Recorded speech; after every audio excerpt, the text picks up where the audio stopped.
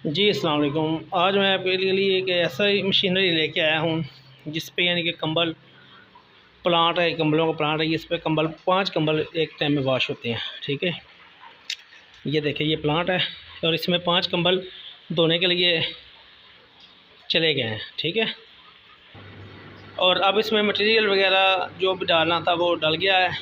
तो अब ये कंबल वॉश हो रहे हैं और तकरीबन मेरे ख्याल में 1 घंटे तक ये प्लांट चलता है। और साथ में देखिए पानी भी इसी के साथ ही चलता है। तो ये चलता रहेगा साथ साथ, और 1 घंटे तक ये मशीनरी यानी कि कमाल का प्लांट, यकीन करो कमाल के कंबल इधर वॉश होते हैं, कमाल के। और हर चीज़ का यानी कि एक बेहतर ही सेटअप लगाया गया है इधर में। और कल मैं आपको वो ऐसी एक मशीनरी दिखाऊंगा, लेकिन वो दरवाज़ा बंद है जिसमें इधर दाना बनता है, वो भी कमाल है।